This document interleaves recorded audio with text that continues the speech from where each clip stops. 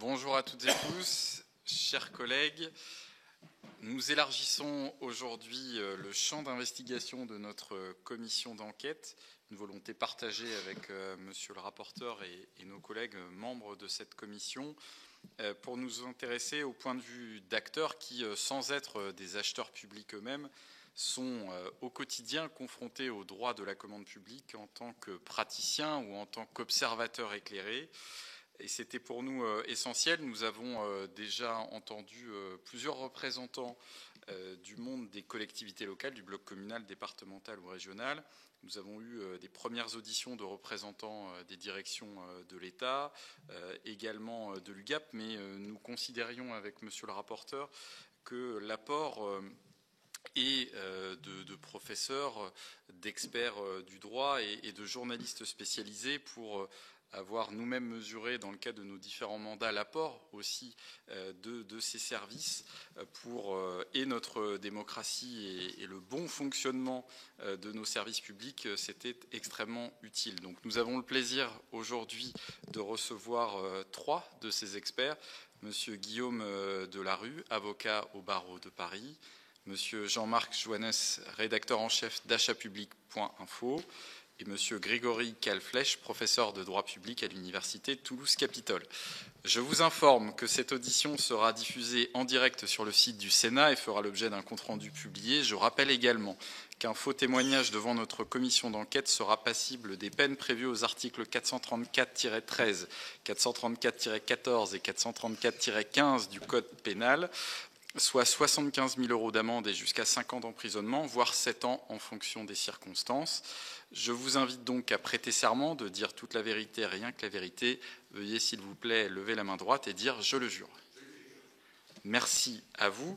Nous avons souhaité vous entendre parce que vos expériences apparaissent très clairement complémentaires des opérateurs quotidiens que sont notamment l'État et les collectivités locales de la commande publique pour pouvoir alimenter, éclairer utilement les travaux de notre commission d'enquête.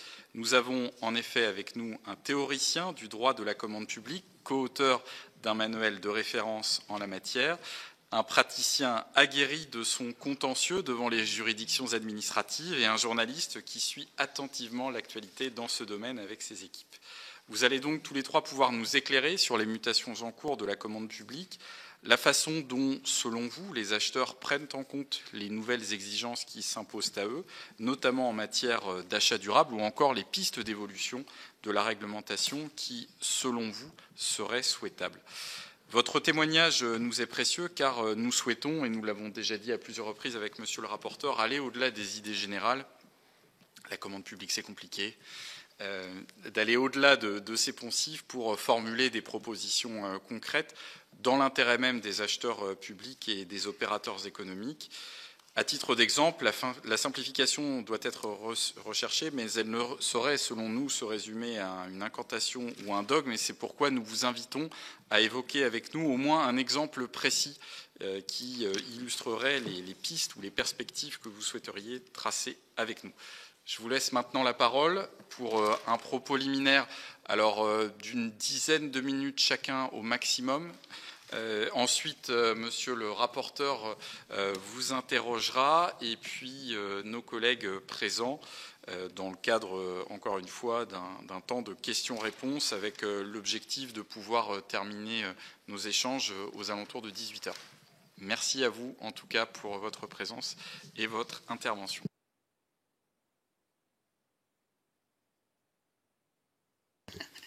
Alors j'ai commencé à l'invitation de mes camarades ici présents. Puisqu'on parle de simplification, je voudrais peut-être prendre la parole à ce sujet sur qu'est-ce que c'est que la simplification. Est-ce qu'on peut simplifier? Parce qu'effectivement, il me semble qu'il y a des situations un peu contradictoires qui se présentent. L'achat, c'est souvent vu comme une procédure administrative. Et effectivement, on a eu une évolution de cette approche-là dans les, on va dire, 15 années dernières, 15-20 peut-être années dernières. Jusque-là, beaucoup d'acheteurs publics étaient dans l'application de règles, parfois internes d'ailleurs, superfétatoires, créées par la collectivité pour se simplifier la vie, en disant je me crée des procédures en tant que collectivité territoriale, en tant que commune notamment, et je suis ces procédures, ce qui permettait d'avoir d'ailleurs des fonctionnaires qui étaient plutôt des catégories C, dirigés par un catégorie B, dont le métier était pour peu ou prou de collationner des cahiers des charges faits par d'autres collectivités, de se dire on achète à peu près la même chose, on va faire des critères assez simples, soit de l'adjudication quand c'est encore possible, soit un critère très simple, technique, financier, dont on ne sait pas trop ce qu'il y a dedans. Et puis on va appliquer notre procédure et à la fin on en aura un qui gagnera. Comme on n'a pas le droit de faire un critère que de l'adjudication, dans bien des cas, on va se contenter de faire 60% du prix, ce qui fait qu'au fond on aura une note qui sera assez mathématique et le fameux on ne pourra rien me reprocher puisque mathématiquement il y en aura qui aura un gagné, essentiellement sur le critère du prix, mais tout va bien, on a fait du bon achat. Cet esprit qui était très très très généralisé il y a une quinzaine, vingtaine d'années s'est fêlé dans cette période avec la création d'un métier, le métier d'acheteur public, qui dépasse bien la simple fait de suivre des procédures. Alors évidemment avec ce métier d'acheteur public, il y a eu cette hausse en compétences nécessaire. Toutes les collectivités, malheureusement, n'ont pas pu la mener parce que c'est compliqué de créer des postes de catégorie A, de gens plus diplômés, souvent, de gens qui ont, qui ont fait des concours, qu'ils soient locaux ou nationaux, même dans certaines directions. Et donc, nécessairement, on se retrouve avec une partie du personnel administratif qui a géré les marchés publics, qui a géré la commande publique en général, qui n'a pas été formé à cela, qui n'a pas eu de vision générale. Il y avait très très peu beaucoup de gens qui travaillent en commande publique, on dit que c'est 100 000 personnes à peu près, n'ont pas eu la formation initiale globale. Là, beaucoup de gens ont appris sur le tas. Et alors ça fait parfois des très très bons professionnels, pensez pas que je viens minimiser les compétences globales de tout le monde, mais c'est vrai que ça les met face à une sorte d'incertitude dès qu'on sort d'un champ déjà vu. Le faire des études sur la commande publique, d'avoir un diplôme de commande publique, le fait d'avoir vu plus largement pendant un certain nombre d'heures de formation, permet en fait de résoudre les problèmes de choses qu'on n'a pas encore pratiquées. Et on a beaucoup de gens qui, apprenant par la pratique, se trouvent confrontés à ce sentiment de difficulté dès lors qu'ils se retrouvent avec une situation non connue. Et donc, je pense que ça participe beaucoup de ce sentiment de complexité de la commande publique. C'est l'absence de vision un petit peu globale.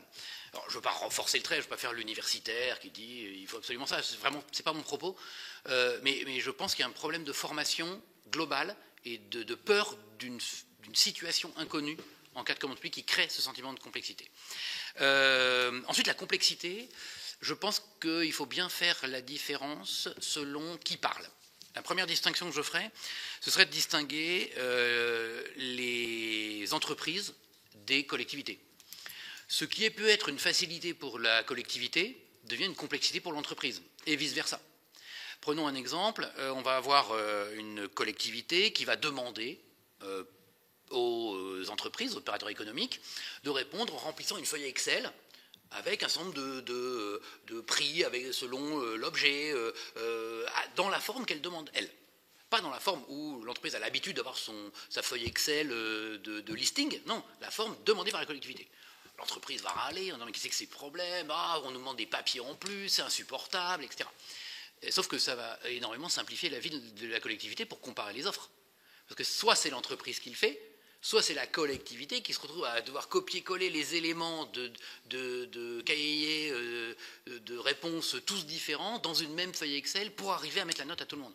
Et là, on a un très bon exemple, et je suis convaincu que votre commission va se rendre compte dans très peu de temps que ce que les entreprises estiment comme très compliqué sont exactement ce qui facilite la vie des collectivités et vice-versa. Et que là, vous allez vous confronter à une situation où, facilité, il y aura un choix à faire entre l'un ou l'autre. Deuxième distinction de facilité, peut-être pour finir et pour laisser la place aux autres, c'est l'idée que la complexité, elle se voit aussi bien différemment selon le type de collectivité. On ne peut pas comparer une grande métropole, une intercommunalité avec 20, 30, 40 personnes dans les services commandes publiques, certains spécialisés dans la passation, d'autres dans l'exécution, certains spécialisés en concession, d'autres en marché, avec l'une de nos 20 000 communes de moins de 500 habitants, qui a encore des compétences de commande publique. Ce n'est pas parce qu'il y a les intercos qu'elles n'achètent plus rien, ce serait faux de penser ça, et qui se retrouve avec une secrétaire de mairie à mi-temps, à qui on demande de passer un marché public. Il y a peut-être un élément de comparaison qui est assez intéressant. En Italie, une bonne partie de ces marchés-là, le principe, c'est de passer par une centrale d'achat. C'est-à-dire qu'aucune petite commune ne passe de marché public. Tout se fait nécessairement par centrale d'achat. Et il y a eu quelque temps, il y a eu une réforme des centrales d'achat de manière à pousser les centrales d'achat à être aussi des aides à l'achat public. Et peut-être que ces ressources-là ne sont pas assez utilisées malgré les critiques que l'on entend, pas toujours bien fondées sur les centrales d'achat. Il y a peut-être des modalités de contrôle des centrales d'achat à pousser, c'est vraisemblable, des chambres régionales des comptes par exemple, ou d'autres types de contrôles pour éviter ou pour contrecarrer ce que j'appellerais des abus journalistiques, des charges contre les centrales d'achat. Voilà. Mais par ailleurs, je pense qu'il y a aussi une forme de facilité dans ce genre de méthode.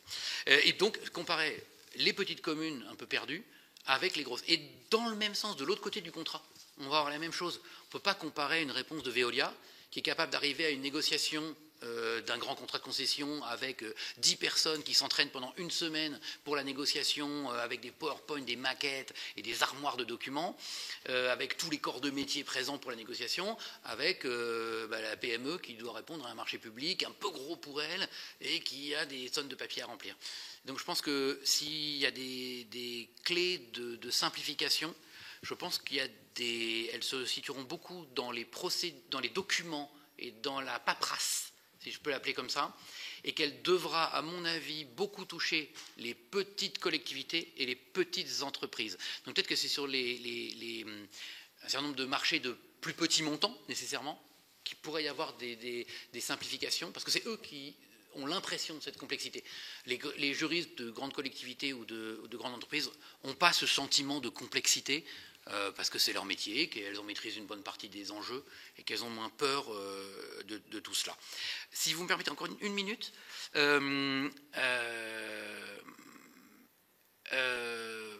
sur un élément qui me paraît assez un peu important en termes de complexité, c'est la jurisprudence. Il y a un des éléments qui revient souvent, qui est de dire la jurisprudence complexifie. Et je voudrais insister auprès de votre commission sur un point. Il y a deux façons de légiférer. Soit on le fait à la Code civil. On a des articles courts, on a des articles simples, et ça crée, pendant quelques années, une forte instabilité du droit. Pourquoi ? Parce que l'article est court et simple, il va s'adapter pendant 200 ans, comme notre Code civil, et c'est la jurisprudence qui va en fixer les détails. C'est la jurisprudence qui va concrétiser la norme aux différents cas et à l'évolution de la société. On pourrait avoir une question d'information de quelqu'un. L'information, la jurisprudence dira le mail va très bien, puis les salles de marché vont très bien. Et puis on passera au numérique, sensiblement par la jurisprudence qui dira l'article ne demande pas une lettre écrite, l'article se suffit à lui en disant qu'il faut informer, l'information par le système numérique va... Et en fait on a un passage de la numérisation qui se fait sans aucunement changer le texte. Et puis à l'inverse, on a la loi plus récente, qui est une loi beaucoup plus complète, une loi beaucoup moins insécurisante pour les acteurs au moment où elle est prise, mais qui crée une énorme complexité. Donc, en réalité, vous n'échapperez pas à la complexité. Soit vous voulez simplifier le texte, vous aurez une complexité de la jurisprudence, soit vous complexifierez le texte et vous aurez une complexification de la part des acteurs. Et donc, je pense que le texte lui-même n'est pas spécialement un mode de simplification. Le fond peut l'être, les exigences précises peuvent l'être sur certains points, les garanties peuvent l'être, on peut choisir d'enlever quelques garanties pour les collectivités au profit d'une simplification des entreprises, mais que ce n'est pas la taille du texte qui va compter, il y a un corpus minimum qui est partagé entre la jurisprudence et le texte. Et voilà, je voulais partager cette espèce de vision un peu légistique que peut avoir un prof sur cet aspect-là des choses et qui est assez visible quand ça fait une trentaine d'années qu'on fait du droit comme moi et qu'on voit des textes plus simples avec beaucoup de jurisprudence et des textes plus compliqués avec moins de jurisprudence derrière. Voilà. Merci beaucoup, monsieur le professeur. Passionnant. Monsieur Johannes ? Oui, monsieur le président, monsieur le rapporteur, mesdames et messieurs les sénateurs, bonjour. Un grand merci pour votre invitation à participer à ces travaux qui sont d'importance. Pour resituer, je suis rédacteur en chef d'achatpublic.info, qui est un magazine d'information en ligne dédié à la commande publique. Dans tous ces aspects, c'est important, juridique parce qu'on ne peut pas s'en passer, économique parce que la jurisprudence, la commande publique est économique, et puis aussi professionnel parce que c'est un métier bien identifié avec ses passions, ses passionnés et ses débats passionnants. Votre commission travaille sur la simplification de la commande publique, c'est très bien. Si je peux me permettre, en tant que journaliste, je risque d'être amené à vous poser plus de questions qu'à répondre aux vôtres. C'est un atavisme, ne m'en voulez pas par ailleurs, mais bon, on ne se refait pas. Vous n'échapperez pas, vous vous inscrivez vos travaux s'inscrivent dans le débat sur la lutte contre la norme excessive. Je me permets une pique, la norme, elle est faite par le législateur, donc il va aussi y avoir du travail de votre côté. Et puis, il y a la norme qui protège, et ça, on en parle beaucoup moins que la norme qui enquiquine. Mon intervention, je répondrai bien évidemment aux questions de la commission à la date requise, et 16 questions, ce qui est beaucoup pour une interview, je vous le dis en tant que journaliste, mais bon. Je vais essayer de vous apporter un éclairage un peu de la caisse de résonance que peut être le journal. Quand on entend les entreprises parler de la commande publique, c'est une catastrophe. J'ai animé une conférence d'actualité devant une centaine d'entreprises de travaux, de petites entreprises. C'était la catastrophe. Je commence à leur expliquer les évolutions du droit de la commande publique. C'était des réfractaires. J'avais un mur en face. J'ai arrêté, je leur dis, c'est quoi le problème? Qu'est-ce que c'est que la commande publique? La parole s'est libérée. C'est compliqué, c'est pas pour nous, c'est truqué. De toute façon, c'est toujours les mêmes qui décrochent les appels d'offres. Question numéro 2, je dis, mais à votre avis, à quoi sert la commande publique? La réponse, je résume, hein, mais la commande publique, c'est là pour nous donner des marchés. Monsieur Joannès, excusez-moi, j'ai lu l'article L3, c'est pas ça. C'est satisfaire un besoin d'une collectivité, d'une personne publique, en respectant le bon usage des données publiques. Donc, dans tous les débats, dans toutes les auditions que vous allez avoir, comme le disait le professeur Kalflech, il faut savoir, il y a une posture, et votre difficulté ou la réussite d'une commission, excusez-moi, un texte qui réussirait à simplifier, ce serait de dire, ce serait de lever les antagonismes entre tout ça. Et c'est possible parce que si on regarde ce qui s'est passé au moment de la crise Covid, si on regarde ce qui s'est passé au moment de l'augmentation des prix, il y a une alliance entre acheteurs et entreprises. L'acheteur public, maintenant, le nouvel acheteur public, celui qu'on appelle le contract manager, ce n'est plus seulement celui qui vérifie la légalité de la procédure, c'est celui qui connaît son marché, qui le passe dans les bonnes conditions, qui en suit l'exécution et qui a une connaissance et la nécessité de travailler avec ce qu'on appelle l'écosystème. Donc, il a eu un fort travail sur le maintien de ses relations juridiques et économiques avec les entreprises. La révision des prix. Vous parliez, monsieur le professeur, de peut-être des difficultés liées à la jurisprudence. Moi, je me souviens du débat, on s'est tous arraché les cheveux, un peu moins moi en tant que journaliste que mes interlocuteurs, sur la révision du prix. Hausse des prix de l'énergie, catastrophique.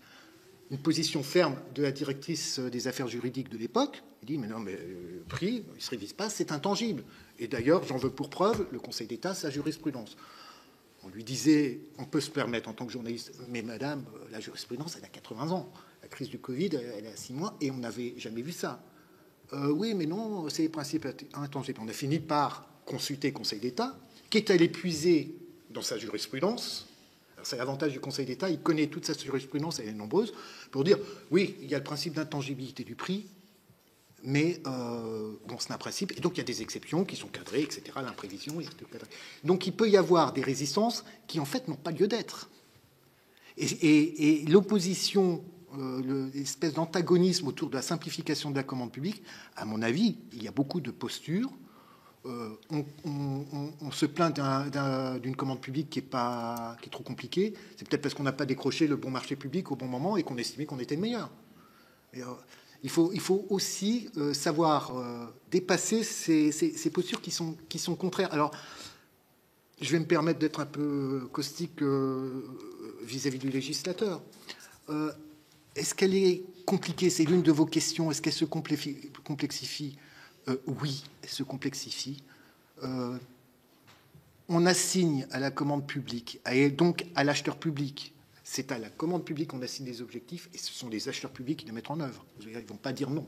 On leur assigne des objectifs qui sont devenus multipolaires. On est sur l'environnement, bien évidemment, et c'est demain. Hein, c'est la loi climat et résilience, c'est demain. On est sur du social, on est sur du sociétal. la prochaine étape, et encore une fois, il ne s'agit pas de remettre en cause l'objectif de loi, on est sur de la manipulation de données publiques, donc effectivement, on peut leur assigner des objectifs. Mais il faut savoir que demain, ça sera évidemment sur les questions d'approvisionnement, de résilience sur les matériaux, voire, avec les orientations probables de la directive, sur une certaine forme de protectionnisme et d'achat local. Ces objectifs, ils ne se mettent pas en œuvre simplement parce qu'ils sont écrits à l'article E3, 1-1. voire 1-2 demain avec... c'est ça. Et là, il y a une responsabilité du législateur de penser que ça rend les choses plus simples. Pour continuer à décidément m'interdire tout plan de carrière au Sénat un jour, il faut savoir aussi que le législateur a quand même tendance à fissurer le bloc commande publique.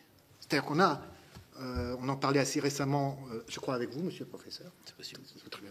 On a un code de la commande publique qui était une avancée par rapport à une multitude de textes épars il y a 20-30 ans. Et toutes les lois qui arrivent en ce moment, et on peut parler de la loi Mayotte, viennent fissurer certains principes qu'on aurait pu penser intangibles. On a bien compris qu'il n'y a jamais rien d'intangible. Mais par exemple, je les ai notés parce que parfois j'ai un peu de mal à me souvenir de leurs intitulés. Le marché global de performance énergétique à paiement différé. OK, c'est pas dans le code de la commande publique, je crois que c'est le code de l'énergie. Ça met complètement à mal un principe, et pourquoi pas encore une fois, mais un principe qui est l'interdiction du paiement différé. C'est la règle du service fait normalement. On paye que si c'est accompli. La loi de reconstruction en urgence de Mayotte. Urgence totale. Je veux dire, je ne remets pas en cause le principe, mais le législateur a travaillé pendant 6 mois, 8 mois en urgence pour aboutir à un texte dont j'ai cru comprendre que la DAJ s'étonnait qu'il ne soit pas du tout utilisé. Et c'est un dispositif qu'on retrouve dans la loi Mayotte qui crée une nouvelle procédure un petit peu hybride. C'est, je crois, une mise en concurrence sans publicité. C'est un truc assez nouveau.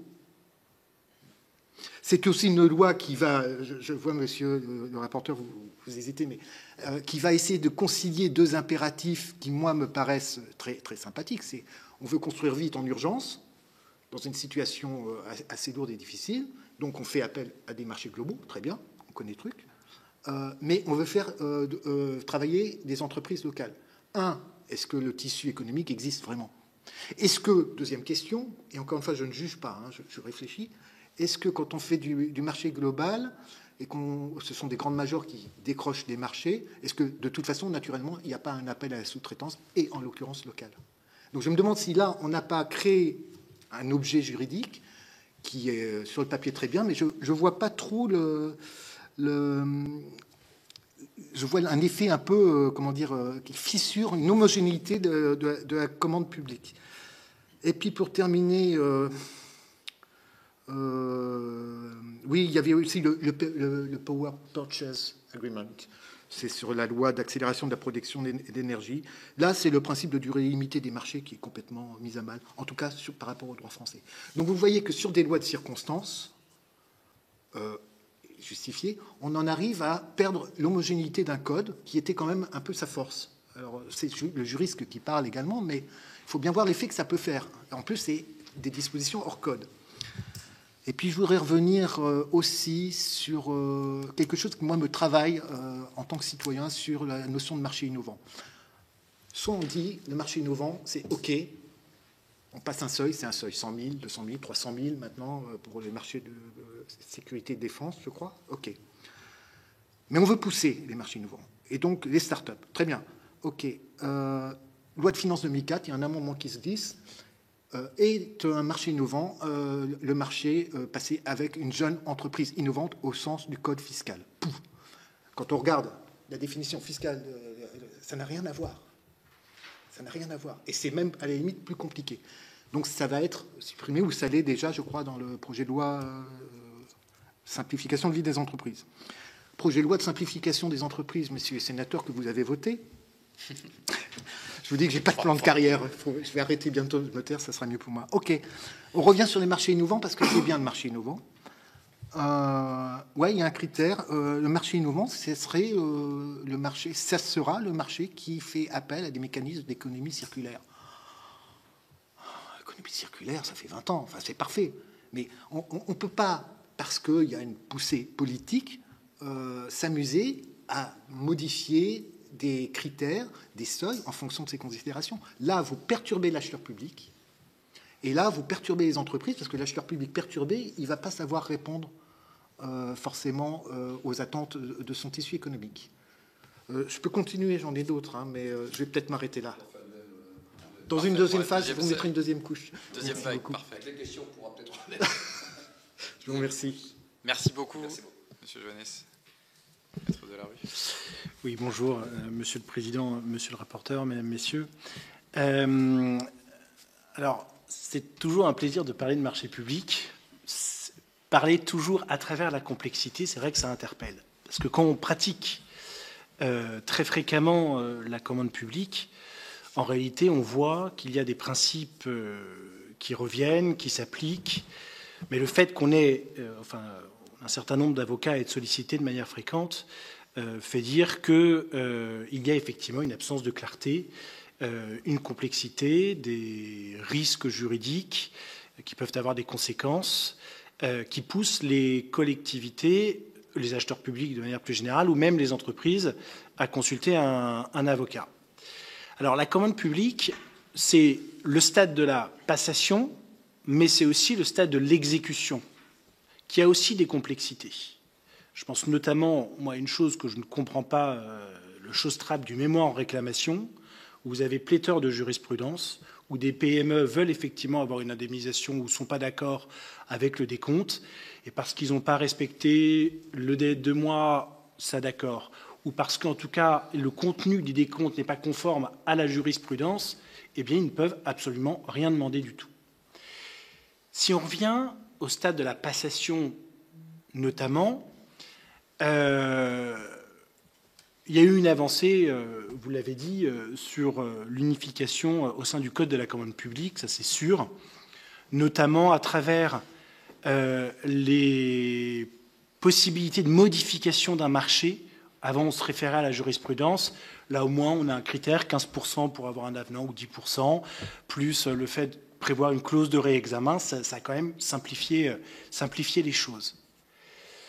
Mais aujourd'hui, au-delà de ce code, de ces dispositions du Code de la commande publique, on se réfère quand même effectivement à l'interprétation qui en est faite par la jurisprudence administrative, c'est notre travail en tant qu'avocat, mais aussi à la jurisprudence de la Cour de justice de l'Union européenne, qui d'ailleurs a pu, à plusieurs reprises, venir forcer la main en France.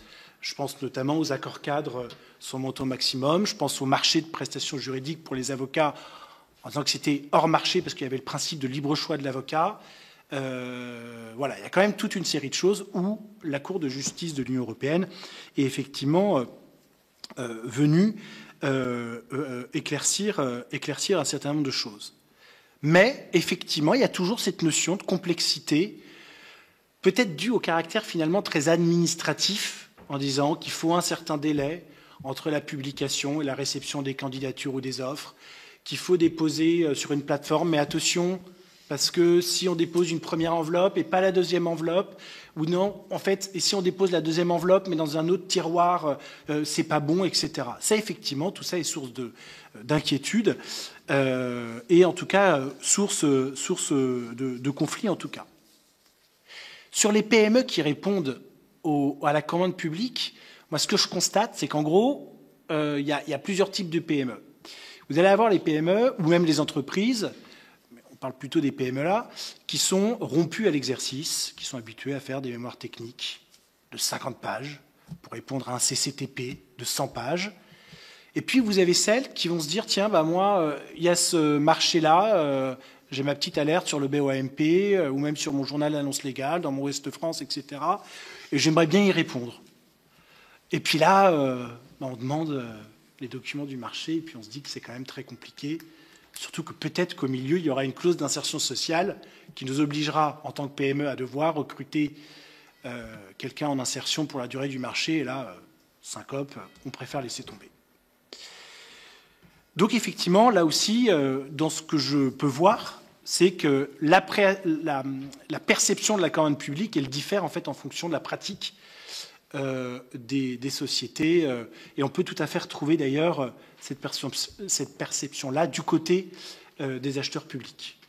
Vous avez certains qui vont être rompus, alors vous en avez d'autres qui vont toujours être dans la confusion, par exemple, entre la délégation de service public et le marché public. Il faudra leur dire, ben non, là on est bien dans un marché, là on est bien dans une délégation de service public, et il y a une différence entre les deux. Bientôt, en août 2026, il va y avoir du coup effectivement un changement de paradigme, parce qu'en gros, jusqu'à aujourd'hui, jusqu'en août 2026,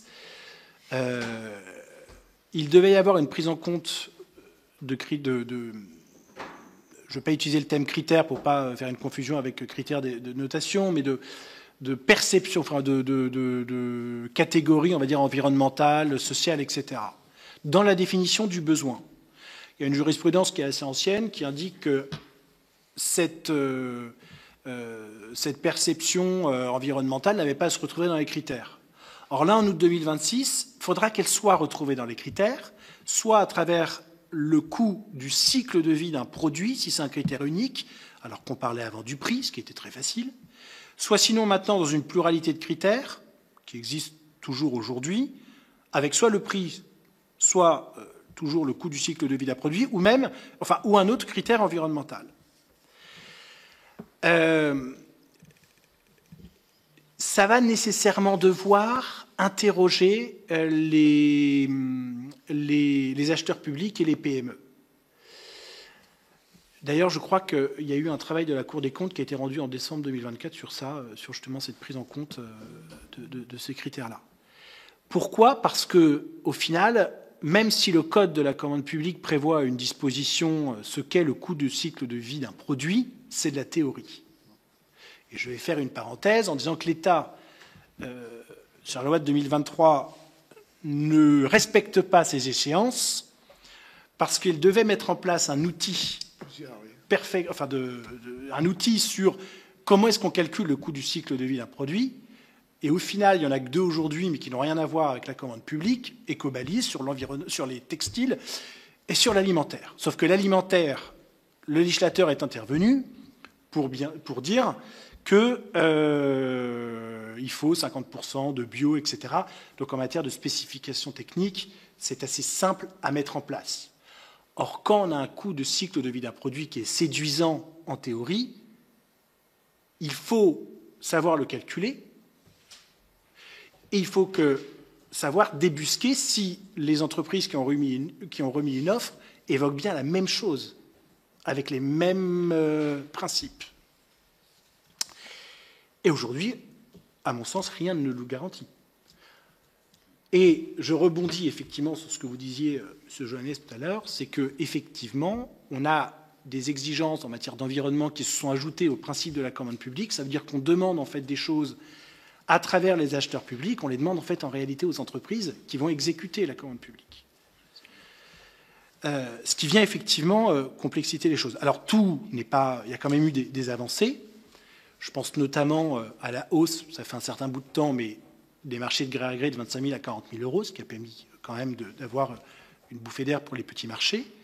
Ça a été porté à titre expérimental à 100 000 euros pour les marchés de travaux jusqu'en décembre 2024. Ça a été prorogé il y a très peu de temps.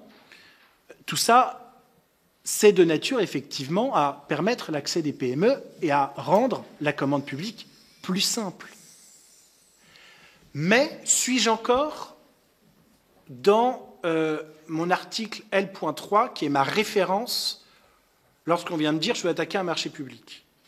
L'article L.3 du Code de la commande publique, c'est transparence, liberté d'égalité de traitement, égalité d'accès à la commande publique pour une meilleure utilisation des deniers, etc. On les retrouve aussi dans les marchés de gré à gré, mais de manière contradictoire, il n'y a pas d'obligation de passer des mesures de publicité, sauf la règle des 3 devis dont on pourra reparler éventuellement tout à l'heure, avec la règle de la CA de Nantes quand même qui a permis de... Voilà. Mais, si vous voulez, voilà... en fait, en réalité, la question que j'ai eue en préparant cette intervention, c'est est-ce que la réponse... si la règle si la règle veut qu'effectivement elle protège les principes de la commande publique, l'article L.3, qui sont imposés par les directives au-delà des seuils communautaires, puisque la directive ne s'applique pas en dessous, est-ce que finalement les possibilités de rendre moins complexe la commande publique, de permettre l'accès des PME, est-ce que ce n'est pas finalement de la rendre plus flexible et donc de revenir sur ce cadre qui permet d'un autre côté d'assurer d'assurer les principes d'égalité d'accès, d'égalité de traitement, parce qu'il suffit d'avoir une alerte sur le BOMP, sur le joug, et on est au courant des marchés qui tombent. Donc c'est un équilibre peut-être qu'il faut trouver, etc. Mais en tout cas, c'est une réflexion sur laquelle, que je me suis faite, et à ce stade, je n'ai pas effectivement de réponse. Il y a peut-être aussi une autre solution qui pourrait être les marchés réservés aux PME, c'est notamment le cas dans les marchés globaux, mais sur des appels d'offres, ça pourrait venir justement être en confrontation avec le principe de liberté d'accès des entreprises à la commande publique. Voilà, donc c'est un champ effectivement qui est encore en ébullition aujourd'hui, alors que ça fait de nombreuses années on essaie de la simplifier. Merci beaucoup, maître. Monsieur le rapporteur. Oui, il y a quoi faire. Alors je m'adresse aux trois, je prenais l'ordre de parole. Effectivement, vous nous rappelez que les marchés publics, quand même, c'est 170 milliards de commandes, ce qui n'est pas neutre sur l'économie française.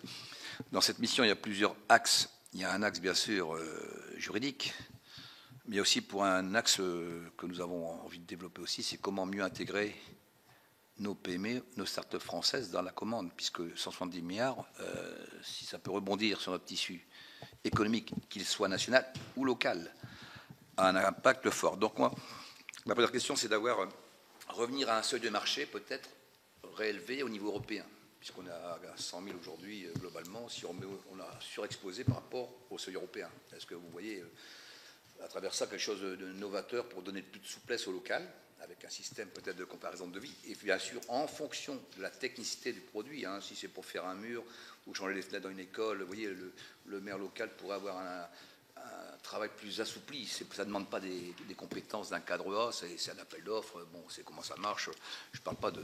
Voilà le premier point.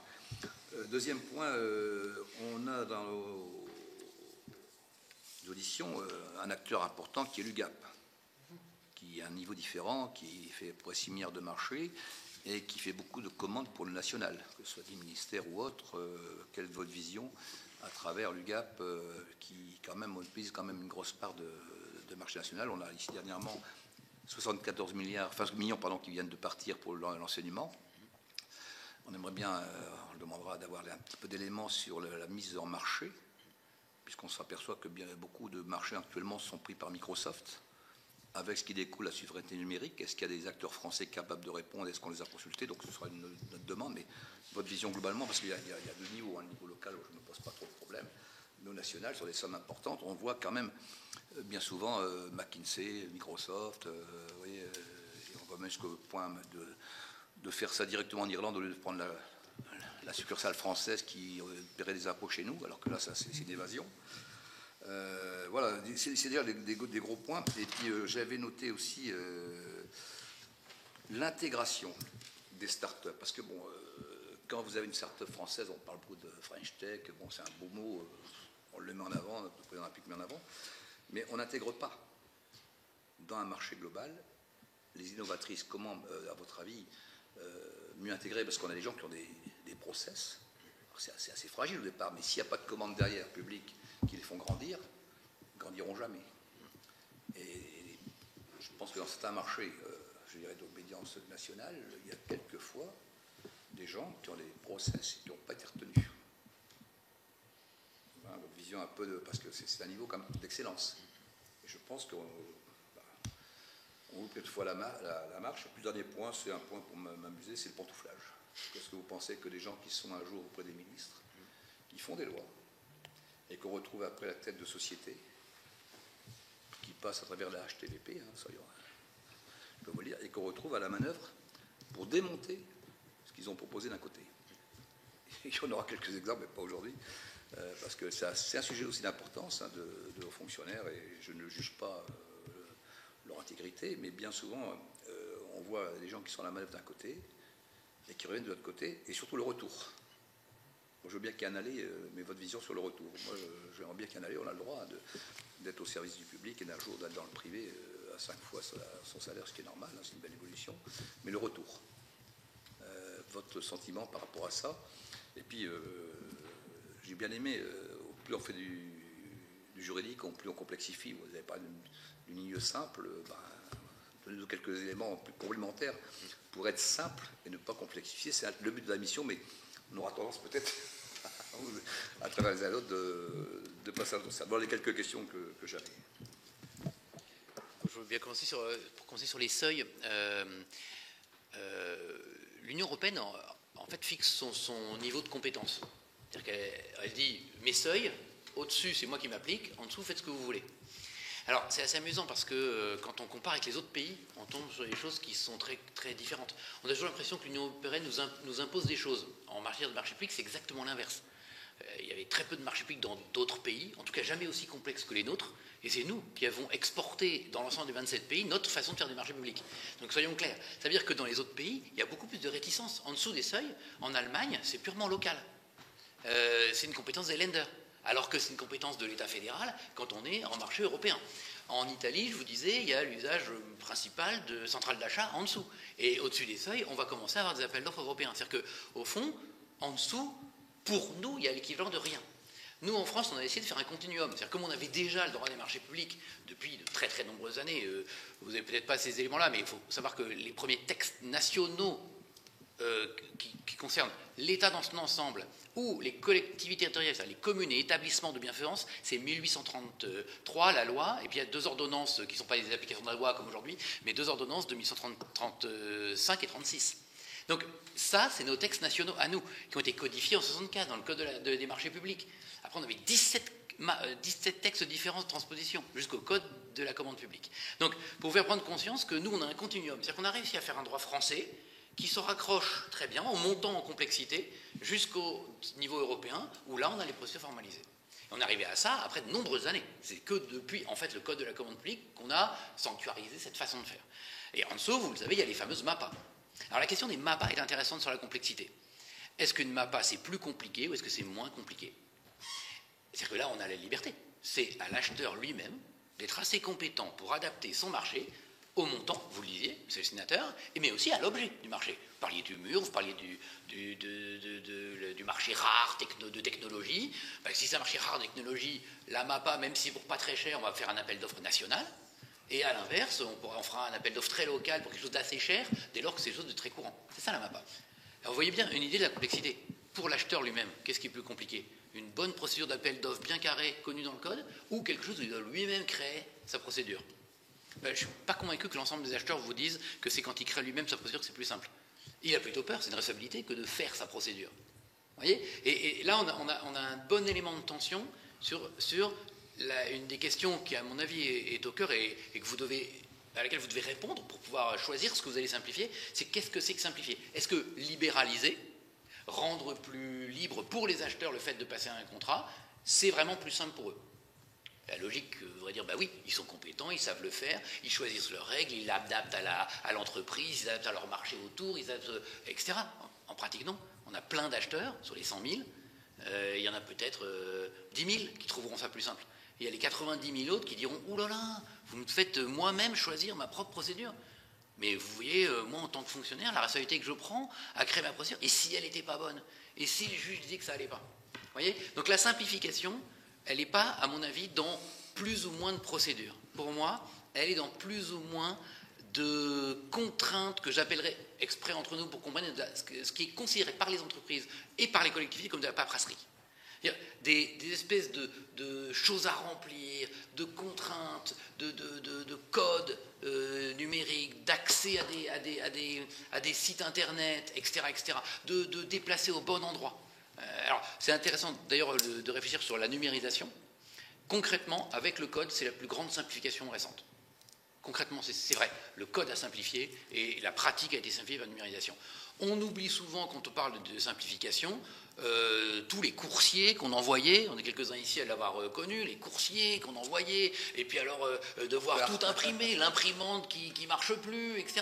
Ici, aujourd'hui, sauf à avoir des plans faramineux en nombre de gigaoctets, on peut le faire le soir de chez soi, on envoie avec une bonne connexion Internet, la France est à peu près fibrée, même dans des coins relativement reculés. Enfin, on a une simplification qui est énorme, y compris pour les PME. Donc, mais malgré tout, on va dire, ah oui, mais dans le processus de numérisation, il y a par exemple le DUM, le DUM numérique, où il y a tellement de champs à remplir qu'il faut 2 heures pour remplir. Moi, je suis une PME, je n'ai pas de temps à perdre à ça, c'est trop compliqué. C'est la preuve d'une sorte d'obstacle mental, la paperasserie. Et il faut bien comprendre que du côté entreprise, si vous voulez simplifier côté entreprise, il faut lever des freins mentaux, et qui ne sont pas des freins juridiques en réalité, qui sont des freins de paperasse mentaux, qui laissent l'impression d'une complexité, alors qu'au fond, c'est assez simple. Au fond, ce n'est pas si compliqué. Et je pense qu'il faut assez distinguer les deux sur la simplification. Avec un enjeu qui est derrière, qui est celui que soulève le rapport de la Cour des comptes de décembre, qui est de dire, mais le problème, c'est qu'on n'a pas de data. En fait, on veut des data. Donc dès qu'on numérise, on a de certains côtés une nécessité de se dire, mais au fond, on n'est même pas capable de calculer combien va coûter plus cher les marchés quand ils seront tous verts. On aimerait bien faire ça. Moi, j'avais été interrogé à l'époque par la Cour des comptes justement sur ce sujet de l'achat vert de l'État. Vous lisez dans le rapport de décembre, ils vous diront, on est, nous, Cour des comptes, avec nos pouvoirs d'enquête, incapables de savoir combien représente la commande publique en France. Donc encore moins de juger quelle est l'augmentation classique en marché vert, qu'est-ce que ça fait sur le plan du coût, des délais, d'avoir des marchés avec des acteurs sociaux dedans, etc. Donc, si vous voulez, on a un besoin de data et un besoin de simplification d'entreprise. Là, vous allez vous confronter à un hiatus total entre les deux. Et effectivement, il y a un peu un choix à faire dans quel est le type de document à demander. C'est un petit peu une difficulté. Je vais essayer de répondre à plusieurs questions, j'aurai sûrement pas le temps, donc non. Relever seuil, oui, le seuil, relever le seuil. Ça fait 20 ans qu'on relève les seuils. Est-ce que ça a simplifié la commande publique? Non. J'ai écouté les propos de M. Ravignon à votre commission. J'écoute toutes vos auditions. Très bien ce qu'il a dit, c'est très très bien. Je le recite.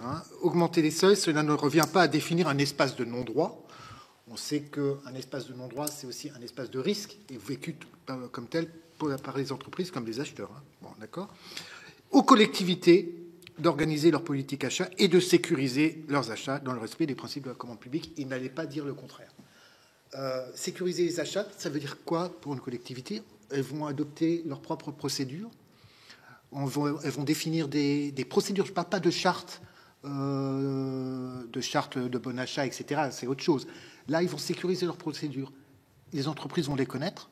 Alors, on parle d'accessibilité aux entreprises. Si les entreprises ne savent pas comment sont attribués les marchés, là, ils vont avoir raison de gueuler devant un journaliste qui va essayer de leur prêcher la bonne parole sur la commande publique. C'est un peu remplacer des mini-codes par collectivité à la place d'un code pour tout le monde.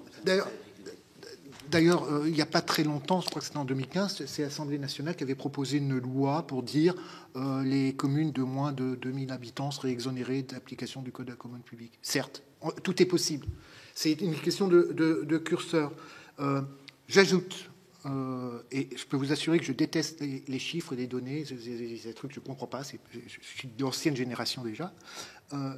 Plus vous augmentez les seuils de procédure, plus vous allez perdre la possibilité de mesurer l'efficience de l'achat public.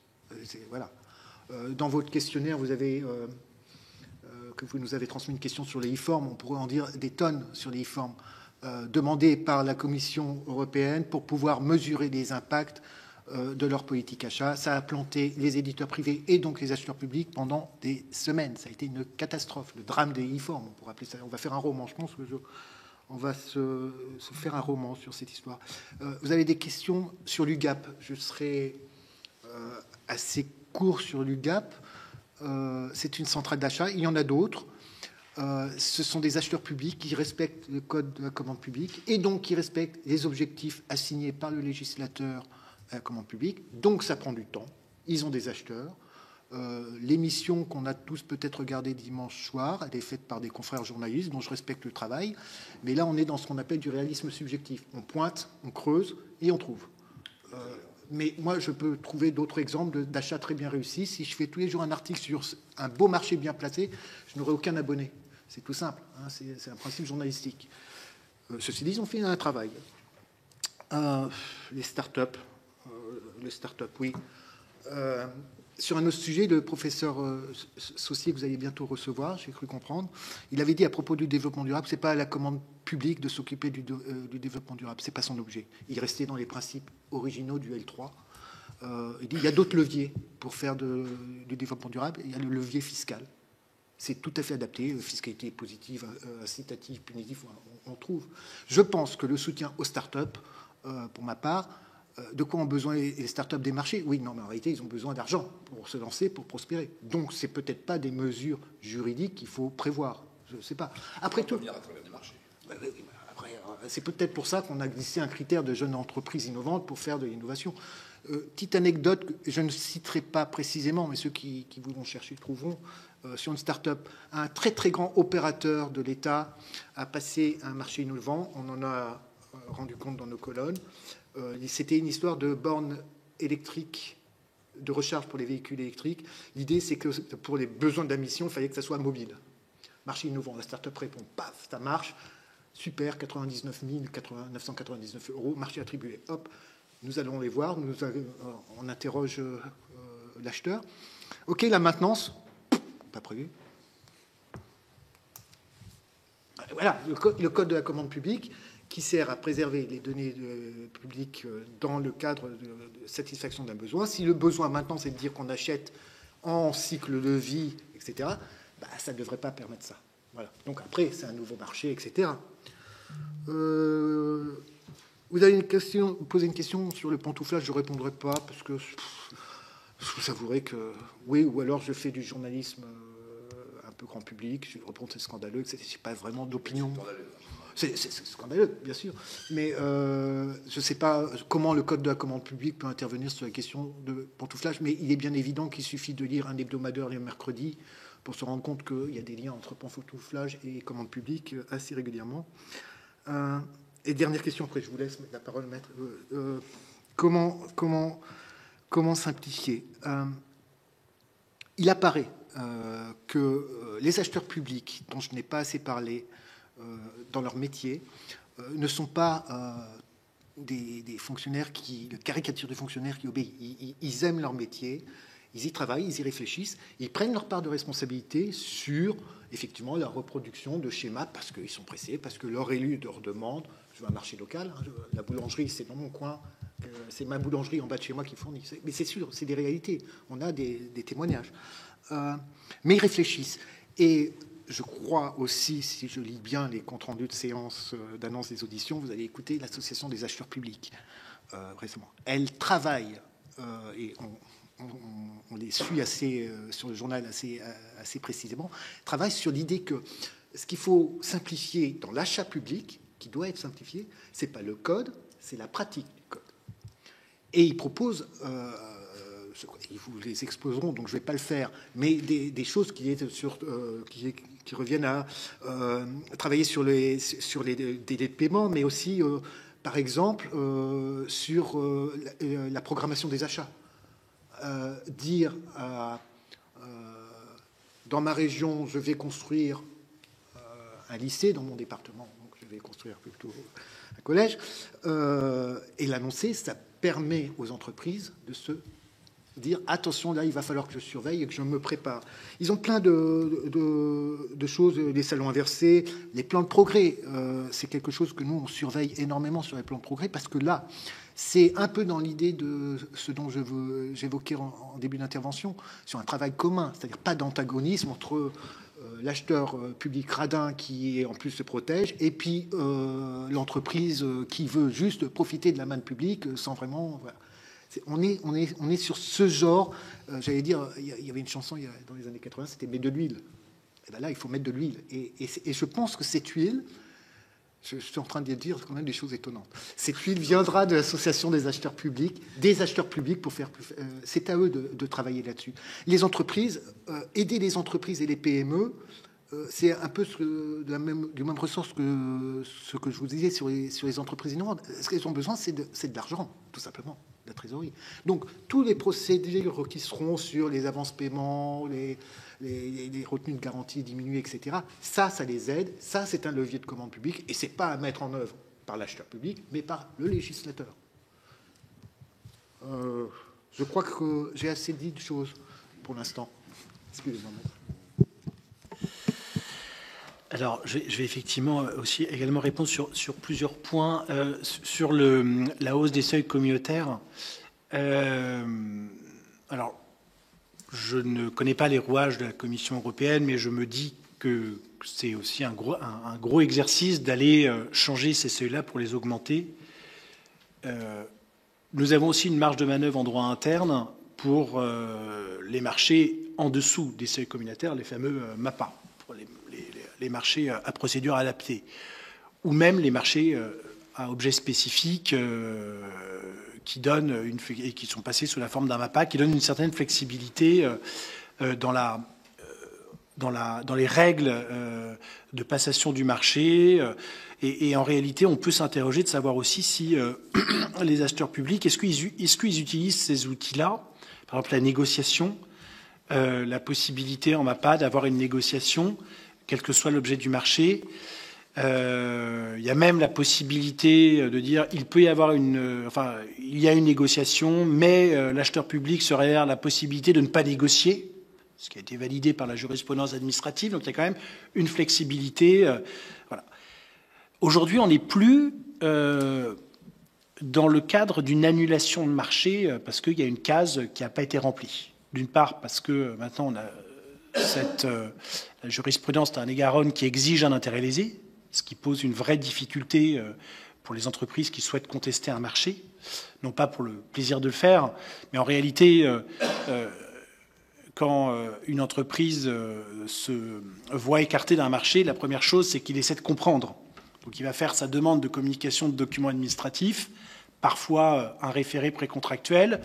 Ensuite, il envoie sa demande de documents administratifs, il aura une réponse occultée, etc. Et c'est souvent en fait en fonction de ça que l'on voit si on va au contentieux ou pas.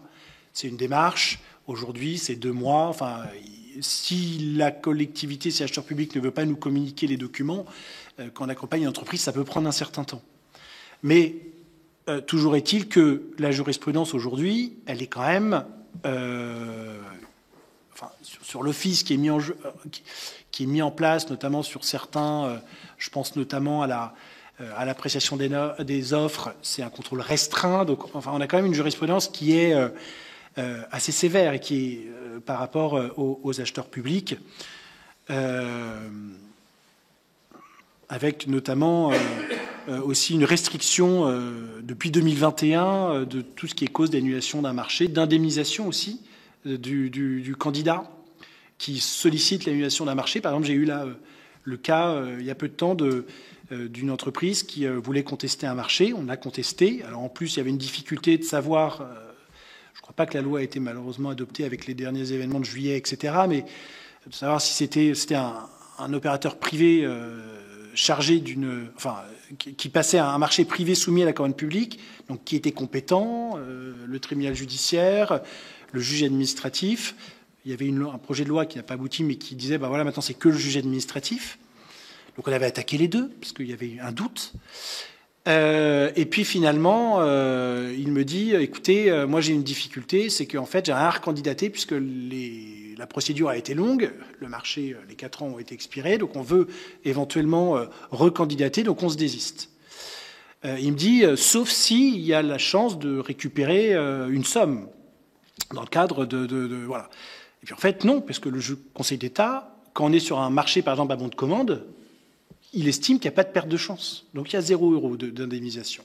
Donc ça ne pousse pas aussi, sauf pour la gloire, des entreprises à dire on va aller jusqu'au bout pour essayer de voir effectivement ce qui est bon ou pas. Enfin, ce qui a été ou pas été.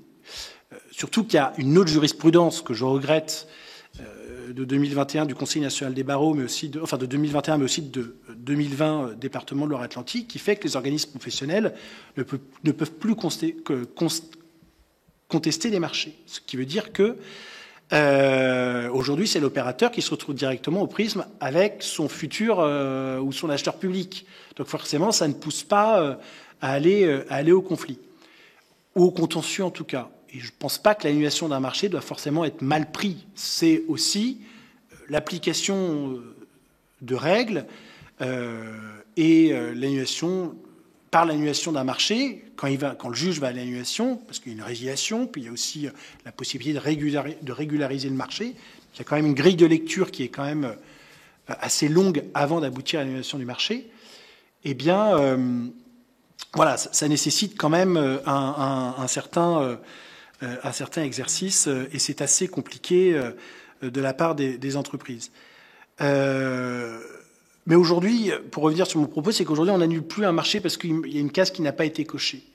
Donc je pense que pour ces MAPA, c'est donc inférieur au seuil communautaire, entre 40 000 euros et les seuils communautaires, et puis il y a un seuil de 90 000 euros pour les publicités, puisqu'on doit passer au BEMP quand on est au-dessus, jusqu'au seuil communautaire.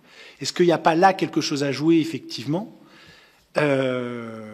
compte tenu de ce que j'ai pu dire sur le risque d'annulation qui semble de plus en plus effectivement compliqué, ce qui, à mon sens d'ailleurs, est assez dommage, parce que c'est pas ça qui va venir améliorer les pratiques des acheteurs publics. C'est pas une catastrophe de se faire annuler un marché, ça fait perdre quelques mois, mais ce n'est pas une catastrophe en droit privé, en tout cas, quand la vicissitude de la vie des affaires aboutit souvent à l'annulation de contrats. Ça arrive assez fréquemment, mais je trouve qu'effectivement, du côté de l'administration et du juge administratif, on n'a pas du tout cette même appréhension. On a vraiment l'impression que quand on va vers l'annulation, la résiliation d'un marché, c'est un acte extrêmement grave, etc. Bon. Sur l'intégration, donc, moi j'ai envie de vous dire pourquoi pas. De toute façon, restera les principes de la commande publique, comme c'est aujourd'hui le cas des marchés gré à gré. Il y a fort longtemps, j'avais été amené à défendre une collectivité qui avait déposé plainte contre un de ses agents qui s'était mis d'accord avec un architecte en disant bon ben voilà, tu augmentes à 12 000 euros, c'était pour signer un marché, tu augmentes à 12 000 euros, donc un tout petit marché, et puis en fait tes collègues répondent à 10 000 euros, normalement le prix du montant ça aurait été 10 000 euros, on se met 2 000 euros dans la poche et voilà. Bon, c'était un MAPA, il y a eu une condamnation, certes avec du sursis, mais en tout cas il y a aussi les principes de la commande publique qui s'appliquent pour les petits marchés. Sur l'intégration des start-up, alors plusieurs manières de l'appréhender. Moi, je vous dirais que la première chose à faire, c'est la définition des besoins, avec effectivement une certaine exigence qui est la compétence des acheteurs publics, pour voir comment déterminer ce besoin. Parce qu'il doit être déterminé selon les textes avec précision. Et pourquoi ? Parce que ça doit se retrouver, ça doit se traduire dans le CCTP, dans des termes clairs. Ensuite, il faut, d'une certaine manière, le traduire en spécifications techniques dans le cadre de l'exécution du marché. Là encore, ça exige effectivement des conditions techniques liées à l'objet du marché, etc. Alors, par exemple, je pense encore à l'environnement, mais il y a un vieil arrêt qui me revient à l'esprit et qui indiquait que une personne publique qui avait demandé, dans le cadre d'un critère environnemental, de produire une note sur les émissions de CO2, sans aucune autre indication, ça a été effectivement censuré parce qu'il n'y avait pas le contenu. On ne savait pas ce que voulait la personne publique. Donc là encore, on peut voir que ça va exiger, j'en fais un petit focus sur ce fameux décret qui va s'appliquer en août 2026, ça va exiger aussi une professionnalisation sur ces choses-là, sur ces critères-là. Mais ça peut être le cas aussi pour les start-up. Donc ça, c'est, je pense, un premier levier. Le deuxième, c'est d'utiliser les procédures qui sont aujourd'hui en cours. Je pense notamment avec la procédure avec négociation, qui est une procédure formalisée. Ça marche, ça s'applique pour les marchés innovants. Mais là, effectivement, il y a un risque qui résulte de l'idée de créer des marchés, des procédures spécifiques à certains domaines. Pourquoi ? Parce que l'acheteur public va passer son marché et puis advienne que pourra. Et l'annulation en fait du marché, il l'aura plus tard. Donc, ça veut dire qu'il va passer le marché, il aura étudié les offres, il ira devant le juge administratif et puis finalement, 1 ou 2 ans après, le juge va dire non, vous arrêtez tout maintenant. Vous ne pouviez pas avoir recours à telle ou telle procédure. Il fallait passer par un appel d'offres, etc. J'ai un autre exemple sur le pragmatisme qui me vient à l'esprit. Un jour, un promoteur me contacte et me dit voilà, nous on s'entend très bien avec une collectivité. Il se trouve que on a créé un immeuble parce que c'était du coin. On a créé un immeuble à usage d'habitation sur un terrain. Et en fait, comme dans beaucoup d'immeubles, on ne sait pas quoi faire du rez-de-chaussée. Et là, la collectivité nous a dit, on a vu que vous avez déposé un permis de construire, on serait peut-être intéressé par utiliser votre rez-de-chaussée pour mettre une cantine scolaire. Sauf que, possibilité certes de marché public sans publicité ni mise en concurrence, notamment pour acheter un bien dans un ensemble immobilier, mais le confrère qui effectivement accompagné la collectivité, lui a fait part des craintes tout à fait légitimes au-delà du risque pénal, parce que en réalité, il fallait démontrer qu'il n'y avait pas d'autre possibilité d'acquérir un bien qui aurait permis d'y mettre une cantine. Donc ça signifiait en réalité faire un relevé topographique de tous les terrains disponibles, en disant là on peut pas, non là on peut pas parce que on a 200 enfants, donc c'était compliqué pour mettre un espace de cantine, etc. Enfin voilà. Alors qu'il y avait un projet qui était disponible. Un rez-de-chaussée qui a été disponible. Voilà. Les deux parties, finalement, la collectivité et le promoteur, se sont dit OK, on y va néanmoins, avec juste un premier œuvre, peut-être deux secondes œuvres, je ne sais plus, parce qu'une cantine, ça nécessite quand même, c'est pas un usage d'habitation, ça nécessite quand même un aménagement. Là, on était vraiment border, si vous voulez, en matière de respect de la commande publique. Mais en réalité, il y avait une opportunité. Et le fait de la saisir pour les deniers publics, etc., parce que c'était vendu à un prix tout à fait normal, il n'y avait pas d'abus de tel ou tel côté, finalement, ça a permis à la collectivité d'aboutir au projet qu'elle souhaitait, et puis au promoteur de céder ce bien, en fait, sans méconnaître dans l'absolu, ou sans avoir une mauvaise utilisation des deniers publics, etc. Mais il y avait un risque. Et là, effectivement, quand on parle de simplification, finalement, parfois aussi, notamment pour les startups, et si on veut créer une procédure ad hoc, il peut y avoir des réticences parce que il faut être sûr qu'on veuille bien se lancer dans cette procédure-là, qu'on veuille bien prendre le risque, parce que parfois, parce que si on va au contentieux, il va y avoir une application des critères qui a été déterminés par le pouvoir réglementaire ou par le pouvoir législateur pour avoir utilisation de cette procédure. Et s'il y a une interprétation qui ne rejoint pas celle de la personne, de l'acheteur public, il peut y avoir une annulation avec, pour le coup, des conséquences, des conséquences qui peuvent être difficiles. Sur le plan pantouflage, juste à dire que l'appréciation du Conseil d'État, là aussi, exige que la personne ait vraiment voulu... Enfin, moi, je parle d'impartialité dans le cadre de la passation des marchés. Bon, il y a quand même une grille de lecture qui est en fonction du poste occupé par la personne dans la société privée lorsqu'elle rejoint la personne publique. Il faut qu'elle ait une influence effective dans le déroulement de la passation, etc. Donc, il y a quand même un certain nombre de critères juridique, ce qui est évidemment différent du point de vue qu'on peut avoir en tant que citoyen. Et pour l'UGAP, j'aurais pas grand-chose effectivement à dire d'autre que ce qui a pu être dit, c'est-à-dire que l'UGAP passe un marché en fonction des critères, en fonction du code de la commande publique.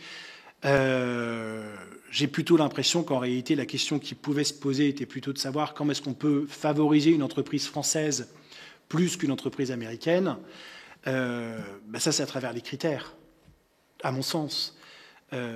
Alors peut-être pas les circuits courts, mais en tout cas, aujourd'hui, des ordinateurs, il y a beaucoup d'ordinateurs qui sont fabriqués en Chine, mais si ça peut être fabriqué ailleurs, ou alors avec des matériaux durables, enfin voilà, qui permettent de faire la différence.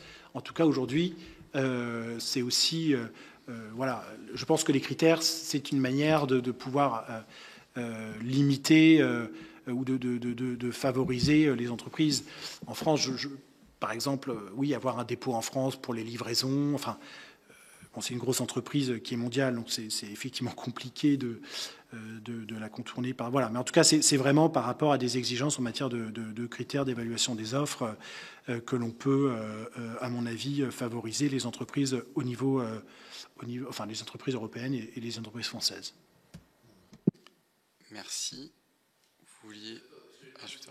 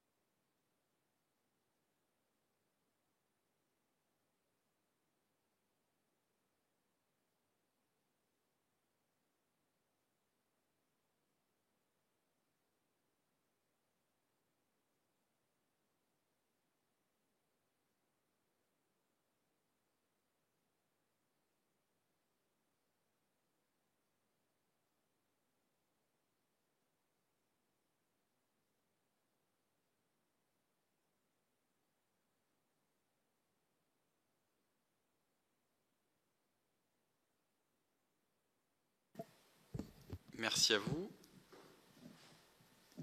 Karine. Non.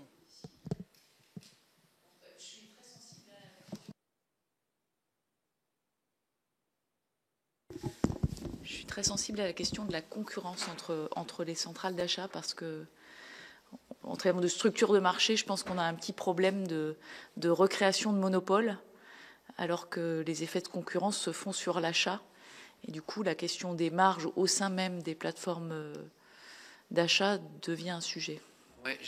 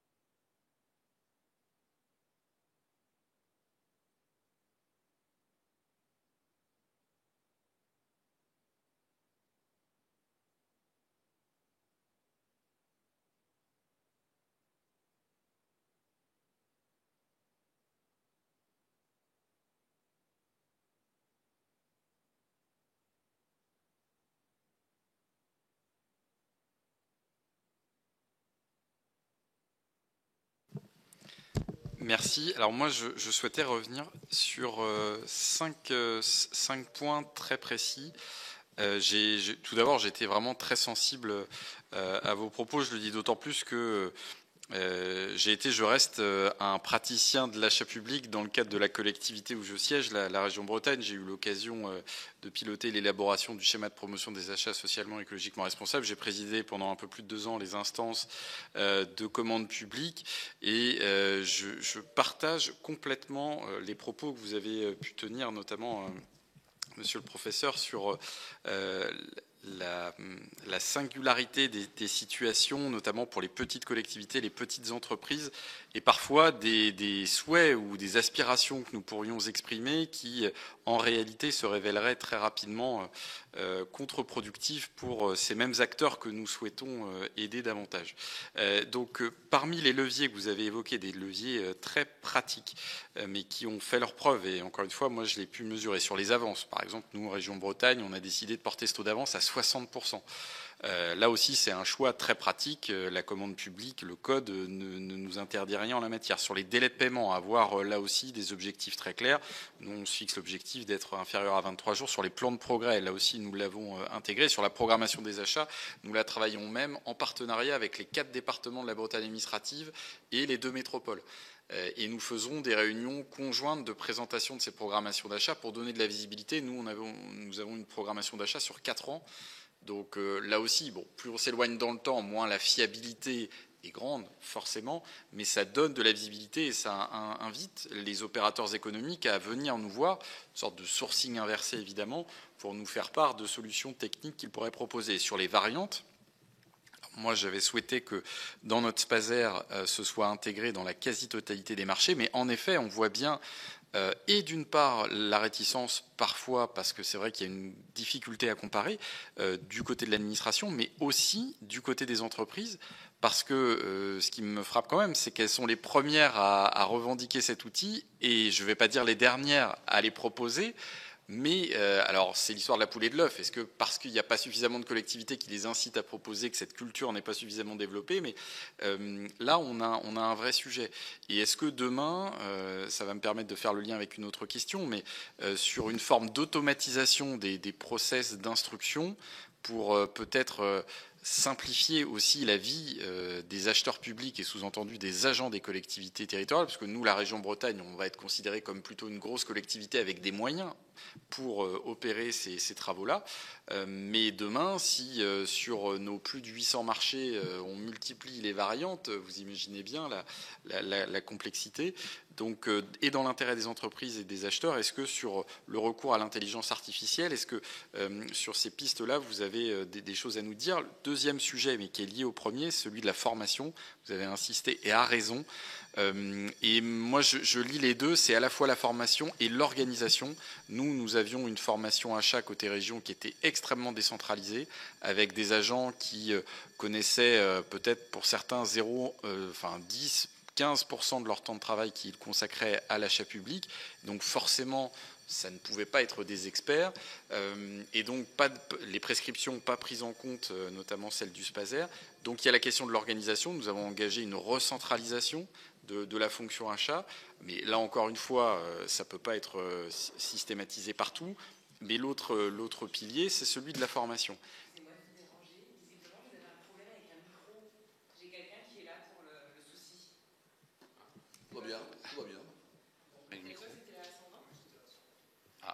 Et donc sur le sujet de la formation, à la fois avec le regard de l'universitaire, le regard du journaliste, parce que vous êtes confronté aussi à des souhaits qui peuvent être exprimés par les acteurs, qui soient opérateurs économiques ou collectivités, ou vous, en tant qu'avocat, dans les besoins ou les erreurs, les oublis qui peuvent être commis, quelles propositions concrètes ou quelles priorités vous semblent devoir être mises en place? Le sujet du pilotage par la donnée, nous avons mis en place côté région Bretagne un observatoire des données de l'achat public. On est a priori l'une des seules collectivités à en être dotée, mais c'est un sujet pour un pilotage en quasi-temps réel. On a pu entendre des premiers retours du côté de l'État où il y a des éléments, mais qui semblent, enfin, qu'on va continuer à explorer, à investiguer, mais qui semblent encore pas suffisamment consolidés. Est-ce que sur ces données aujourd'hui, je pense notamment à votre regard de journaliste, vous estimez le niveau de maturité des collectivités sur ce pilotage par la donnée, parce que ça s'applique aussi aux législateurs. Quand on a mis en place la loi Egalim en disant 50% de produits de qualité, 20% de produits bio, on ne savait même pas d'où on partait. Enfin, c'est quand même extraordinaire. Donc il faut qu'on puisse systématiser cette connaissance du T0 pour rendre aussi nos trajectoires beaucoup plus concrètes et opérationnelles et retisser le lien de confiance avec nos concitoyens. Et l'autre élément sur la donnée, où j'aurais bien aimé vous entendre, c'est le retour sur investissement. Vous avez parlé de la norme qui protège. Mais on a aujourd'hui, à travers les données, la possibilité de démontrer que quand on souhaite intégrer des considérations environnementales, sociales, etc., c'est aussi bon pour l'économie locale. C'est pas simplement du temps de procédure, du coût de procédure, mais ça a un effet, ça peut avoir un effet vertueux pour nos TPE, nos PME, les accompagner dans leur croissance et les défis qu'elles doivent affronter. Et autre question sur la révision justement des directives européennes. Qui est en cours, les fameuses directives de 2014, parce qu'en effet, moi je rejoins votre propos sur le localisme. Je pense qu'on souhaite soutenir nos entreprises locales, mais on souhaite aussi que nos entreprises puissent trouver des marchés ailleurs, et en France et en Europe. Moi, c'est ce que je disais avec les entreprises bretonnes que je rencontrais régulièrement. Quand on a fait la convention de partenariat avec l'UGAP, c'est pas la garantie demain d'avoir des entreprises bretonnes pour les marchés bretons, mais ça doit être la possibilité pour des entreprises bretonnes de bénéficier de marchés ailleurs en France. Et d'une certaine manière, le raisonnement européen, il s'applique aussi là. On souhaite que nos TPE, nos PME, demain, puissent continuer à grandir avec des marchés européens. Donc, est-ce que sur cette révision de directive européenne, aujourd'hui, vous identifiez, parce que nous allons faire un déplacement à Bruxelles, mais des sujets prioritaires où la France aurait des messages à faire passer? Et puis, dernière petite question, enfin qui n'est pas si petite que ça, sur les Outre-mer. Vous avez évoqué le cas de Mayotte. J'étais avec d'autres collègues en séance quand nous avons discuté du projet de loi d'urgence. Il y a un certain nombre de textes qui ont déjà été adoptés, notamment pour l'égalité réelle dans les Outre-mer. Mais est-ce qu'aujourd'hui, au regard des situations d'urgence qui existent, de la spécificité de ces territoires, vous nous incitez à envisager des pistes ou à confirmer des actions qui auraient déjà pu être expérimentées pour simplifier et faciliter l'acte d'achat qui est singulièrement plus compliqué dans ces territoires qu'en métropole? Je vais commencer. Je ne pourrai pas répondre à toutes les questions, ce qui fait que je laisserai le professeur répondre, notamment aux questions auxquelles je ne pourrai pas répondre. C'est quand même bien vu. Sur le pilotage par la donnée, en fait, votre question, je la joins avec celle des apports de l'intelligence artificielle. Le pilotage par la donnée, moi, je l'ai pas constaté journalistiquement. Je sais que les chambres régionales des comptes insistent sur les stratégies achats, sur la connaissance, cartographie des achats, élément essentiel, savoir qui achète quand, comment, pourquoi, à quel moment. Ça paraît évident de le dire. Maintenant, quand on épluche les rapports d'observation réguliers, comme on le fait dans le journal des chambres régionales, c'est pas une pratique faite. Et pourtant, ça paraît légitime. Nous-mêmes, en tant que citoyens, on regarde où et comment et à quel moment et à quel prix on a acheté. Donc là, c'est un manque de pilotage de la donnée. Je pense fortement que le développement de l'intelligence artificielle générative, et je dis bien générative, va répondre à beaucoup de difficultés sur ces cartographies, justement, et ce pilotage par la donnée. Je suis là-dessus absolument certain qu'on n'a pas idée de ce que ça va pouvoir simplifier dans le métier d'acheteur, pour les entreprises également. C'est un autre risque. Je ne sais pas si on en a déjà parlé, mais bon, les entreprises vont aussi utiliser l'IAG pour répondre aux appels d'offres. Oui, vous en avez parlé, monsieur le professeur. La donnée, oui. Alors moi, je reviens obtenir des données. Ok. On revient à la question de mesure de l'achat public aussi. si un jour l'IAG arrive à mesurer les externalités positives que l'on demande à la commande publique en matière sociale, sociétale, je serai ravi également. Vous voyez ce que je veux dire?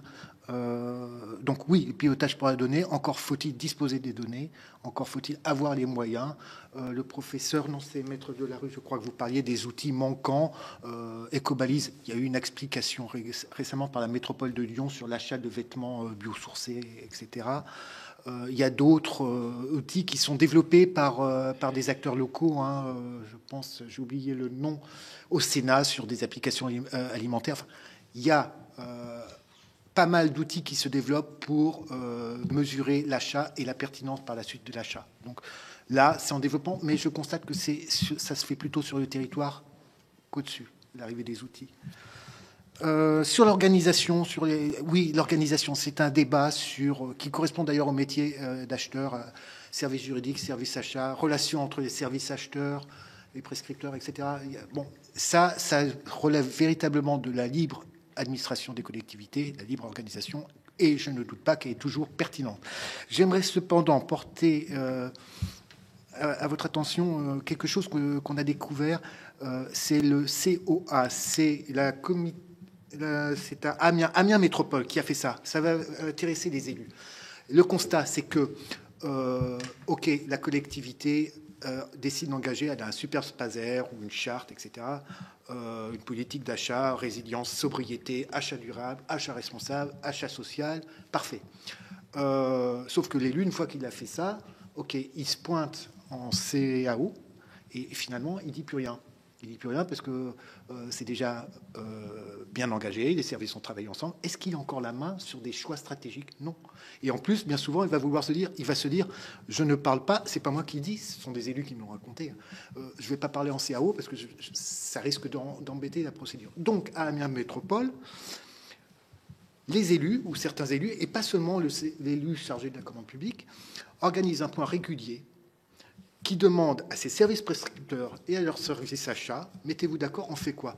OK, il faut qu'on achète des véhicules pour faire du transport de denrées alimentaires en liaison froide sur l'Interco. Et là, l'élu va dire, pourquoi vous achetez neuf? Et donc, ils amènent, c'est-à-dire que l'élu, puisque la commande publique est politisée, au bon sens du terme, l'élu amène les services à travailler ensemble, à réfléchir ensemble. Les témoignages qu'on a eus, c'est que ça n'a pas été facile. Il y a une intrusion. Comment ça? Le politique vient faire du juridique. Comment ça? Le politique vient faire d'acheteur. Pourquoi le juridique est dans cette réunion alors que c'est moi qui connais mes besoins, qui vais les faire passer à l'élu? Finalement, ça marche. Donc, c'est un des exemples. Vous nous aviez demandé dans le questionnaire des exemples de bonnes pratiques locales, notamment. Moi, c'est quelque chose qui m'a particulièrement marqué. Sur la formation formation des agents, formation des élus à la commande publique, un minimum. Je sais que l'Association des maires de France en parle, etc. Et la commande publique, non, ce n'est pas que le risque pénal, et non, tous les élus ne sont pas soupçonnables des favoritismes, et non, tous les acheteurs publics. La commande publique, et votre commission le montre, c'est bien autre chose que ça. Et il faut se former à autre chose, il faut le prévoir, mais à autre chose que le risque pénal dans la commande publique, ça suffit. Enfin, je veux dire, oui, ou alors je fais de l'audience et je fais un article sur les travers de telle collectivité qui a mal acheté. Mais c'est pas ça la commande publique, c'est pas ça. Et je crois que l'outre-mer, ça fait partie. J'ai plus de temps, je vais laisser le professeur Calflèche ou Maître Delarue y répondre. La révision des directives, je vais faire très rapide. Moi, ce que je comprends de mes contacts, mes interventions, c'est que l'objectif de la France sur la révision des directives, l'objectif initial, on va dire, c'est d'exporter la loi climat et résilience. Le modèle achat durable, responsable, clause sociale, etc. Comme le rappelait le professeur Calflèche, on a toujours réussi à imposer un peu notre façon de faire à l'Europe. Il n'y a pas de raison que ça ne marche pas, c'est assez tendance. Maintenant, il y a un autre enjeu. La révision des directives et la Commission ne pourra pas ne pas entendre les demandes de tous les États nationaux, et même en France, moi j'ai regardé les programmes électoraux sur les dernières élections, tous les élus sont d'accord, on fait de l'achat local. Hein. Personne ne sait exactement ce que c'est ni comment ça se mesure, mais bon. L'Europe, la révision des directives sera forcément plus souple et répondra à cette attente d'achat local. Allez savoir ce que c'est on n'est pas tous d'accord sur ce que c'est et s'il y a une réalité. Donc il va y avoir des critères géographiques. Ça, c'est évident. Il va y avoir, évidemment, compte tenu du contexte international, des retours au protectionnisme. Si la directive ne le fait pas, l'Europe risque de perdre en crédibilité. Il y a des États comme l'Italie qui posent déjà des critères qui sont vraiment du protectionnisme dans l'achat local. Donc si à un moment donné, les révisions ne vont pas la révision des directives ne va pas dans ce sens-là, il va y avoir un gros problème, j'allais dire, institutionnel, politique. Mais ils le savent et ils le font. Donc je ne suis pas inquiet, si je devais l'être, sur le fait qu'il va y avoir de l'achat durable, social, environnemental, sociétal et tout ce que vous voulez dans la révision des directives, qu'il y aura l'insertion de critères plus ou moins géographiques à déterminer, que nous pourrons transposer, mais comme on l'a déjà fait et on sait déjà bien faire, qu'on l'a déjà bien compliqué, la France ne sera pas inquiète là-dessus. C'est une petite touche d'humour positive, ou presque, pour terminer mes propos, et je me défausse complètement sur mes camarades de commission d'enquête pour répondre sur l'outre-mer. Alors, je vais essayer d'être rapide, parce que ça fait plusieurs questions. Je suis un farouche défenseur, ne serait-ce parce qu'on ne peut pas, et c'est irrépressible, de l'IA dans la commande publique. Je pense qu'il faut qu'on s'y jette.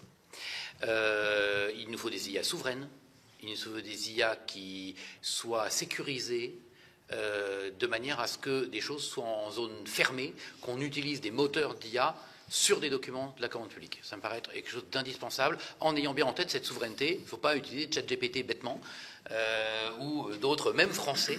Il faut garantir la sécurisation de nos données et de tous les services secrets industriels de nos entreprises, comme des secrets de la gestion publique qui est la nôtre.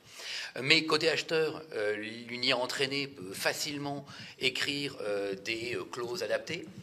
On peut, dans les logiciels, écrire, voilà, je voudrais que mon marché puisse être comme ça, fasse ça. Qu'est-ce que tu me proposes? Hop, et l'IA qui propose 2-3 possibilités. Ça me paraît être un élément de facilité et de rapidité pour tous les services commande publique.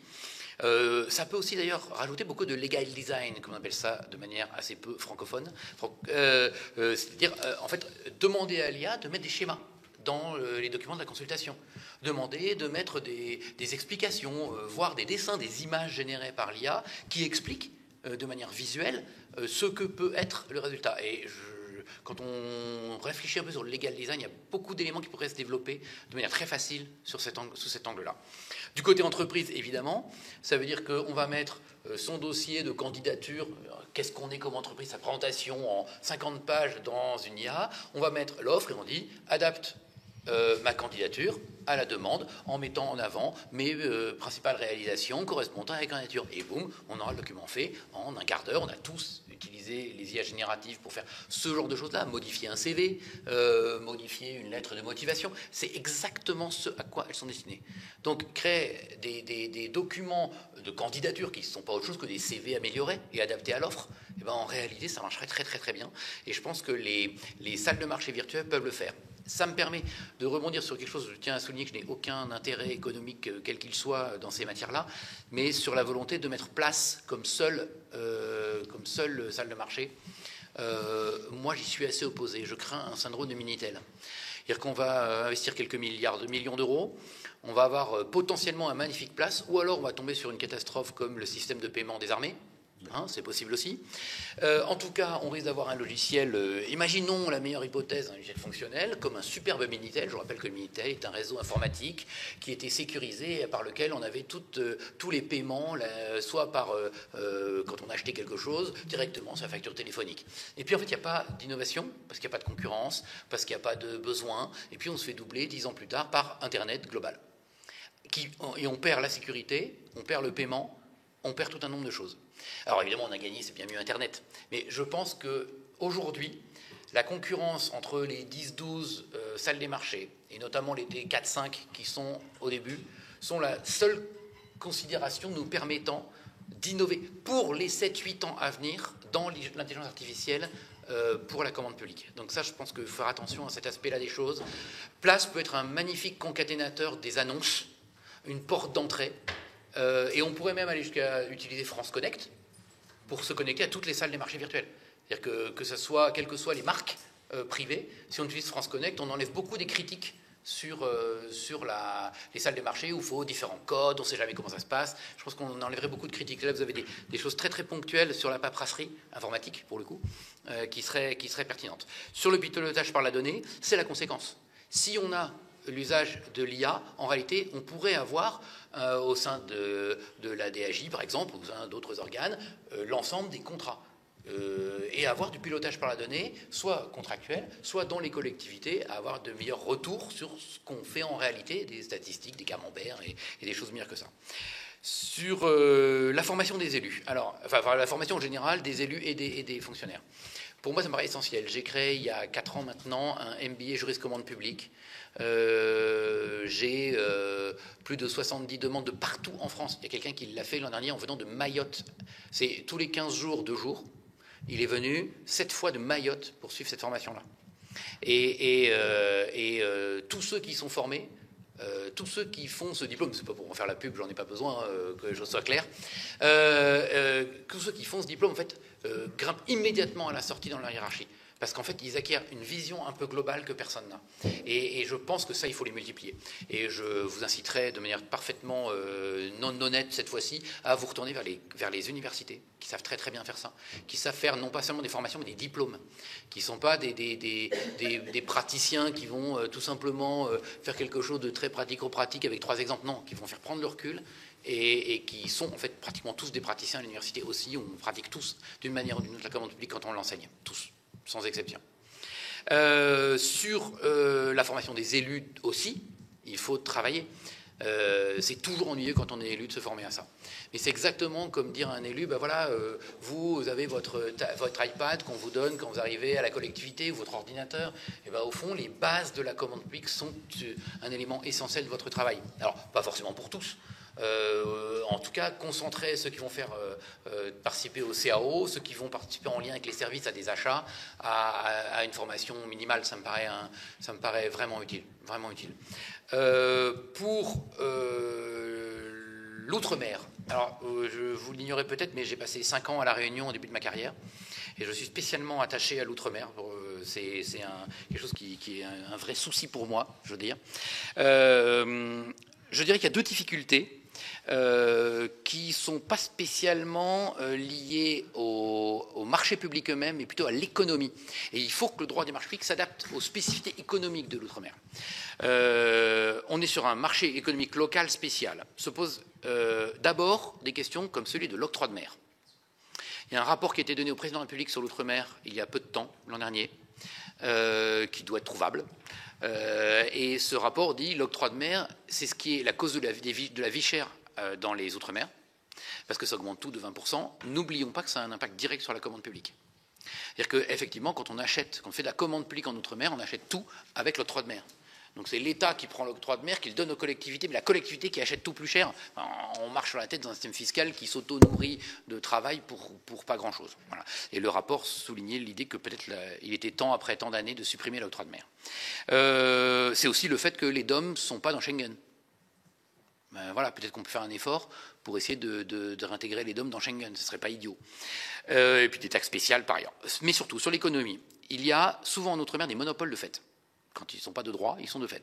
Il y a telle entreprise qui va fournir de toute façon 80% des matériaux pour les marchés publics de travaux. Il y a telle entreprise qui est la seule sur toute l'île, parce que c'est souvent des îles, pardon, guyanais, mais qui va fournir tel type de service, des services informatiques, etc., qui va concentrer 20 marques nationales, mais qui en fait vont être toutes entre la main d'un seul opérateur économique. Voilà. Donc là, il faut faire attention à est-ce qu'on accepte ces situations de monopole de fait, et est-ce qu'il ne faut pas d'abord essayer de compenser ces monopoles de fait. Peut-être qu'il y en a qui sont nécessaires à la survie de l'entreprise. Peut-être qu'il faut parfois qu'il y ait un monopole pour que l'entreprise survive dans l'île et que la concurrence tuerait tout de suite l'entreprise. C'est pour ça qu'il y a eu un monopole. En tout cas, il faut peut-être accepter des monopoles de temps en temps. Et puis, il y a quelque chose qui me taraude à chaque fois. L'outre-mer, je ne comprends pas qu'on fasse des publicités nationales. Quand on est en outre-mer, c'est une publicité européenne qui est utile. On envoie aussi vite des biens d'Italie que de France quand on va à La Réunion. Et il y a un exemple qui m'a sauté aux yeux avec ça, que je vais vous dire très rapidement, c'est l'eau. Alors il se trouve qu'à La Réunion, l'eau à boire dans de bouteilles est souvent moins chère quand elle vient d'ailleurs, d'Europe, que quand elle est locale. C'est un système qu'il faudrait peut-être vérifier, contrôler, mais néanmoins, l'eau métropolitaine est plus chère. On regarde l'eau métropolitaine, je dirais bien jusqu'à citer une marque, mais je ne vais pas le faire parce que ça commence par Cristal et que c'est un peu tout le monde la reconnaîtrait. Et cette marque-là, en fait, quand on regarde les sources d'où vient l'eau, elle vient d'Italie. Et c'est assez symbolique. En fait, il y a plein de choses qui viendraient d'autres pays européens qui seraient moins chères. En fait, les DOM bénéficieraient en réalité d'une plus grande concurrence à demander à l'ensemble de l'Union européenne plutôt qu'à faire une publicité nationale. Là, pour moi, je ne comprends pas qu'on utilise le BOMP. Je trouve qu'une règle disant dans les DOM, on fait le JOU à tous les coups, y compris en MAPA, quand on fait une publicité à partir de 90 000 euros, me paraîtrait cohérent sur le plan de l'économie. Alors évidemment, c'est pas très local, franchouillard, d'accord, mais pour le bénéfice des DOM, il y aurait quelque chose à mon avis. Voilà pour l'essentiel. Il y avait une dernière question que je voudrais apporter très très vite, c'était sur la révision directive. Oui, le vert se fera à tout prix dans les directives, à n'en pas douter. Tout ce qui est social, environnemental, il n'y a pas de doute, ce sera au cœur. Pour ce qui est du local, je ne suis pas tout à fait d'accord avec Jean-Marc Johannes. Je pense que la Cour des comptes européenne a donné un cap. Et la Cour des comptes européenne a dit, un peu comme en France, c'est-à-dire qu'en fait, on veut faire de l'européen et en fait, on fait du national. Les hypothèses de marché réellement européens sont beaucoup trop faibles. De la même manière qu'on se saute comme un cabri sur sa chaise en disant du local, et on se rend compte que 80% des marchés sont quoi qu'il arrive locaux. Donc parfois il faut pas. On a une idée en tête que c'est pas local. On va se concentrer sur le cas où on n'a précisément pas pris l'entreprise locale, alors qu'en fait dans 80% des cas, naturellement, parce que la publicité cohérente, elle est locale. Le gars qui répond, c'est celui de la commune. Et donc, la plupart du temps, c'est ce qui se passe. Voilà. Et donc, je pense au contraire que les directives européennes vont plutôt pousser à avoir une dimension européenne au marché, plutôt à pousser au côté européen. Je vais profiter de la présence du sénateur Watt-Bled, parce que moi, je suis né à Lille aussi, je suis quelqu'un du Nord, mais quand on est du Nord, quand on est de Lille même, quand on n'est pas loin de Moucron, quand on est à Strasbourg, on n'est pas loin de l'Allemagne, quand on est à Nice, on n'est pas loin de l'Italie. Mais en fait, d'ores et déjà, l'arrêté La Austria de la Cour de justice de 2000 nous dit, mais dès que c'est un marché qui est frontalier, il doit avoir une publicité en Allemagne, en Belgique. Et je ne suis pas convaincu que la métropole de Lille fasse l'intégralité de ses marchés qu'une publicité qui va jusqu'à Moucron ou au sud de Bruxelles. Et ça, en fait, c'est un problème, c'est déjà contraire aux directives. C'est presque, je vais même aller un peu plus loin, c'est contraire aux traités. Et alors évidemment à Brest on est un peu moins touché, ou même à Nantes, je comprends que ces dimensions ne touchent pas toutes les collectivités, mais néanmoins regardons l'ensemble des communes qui sont frontalières, et je pense que là les directives vont avoir une influence sur...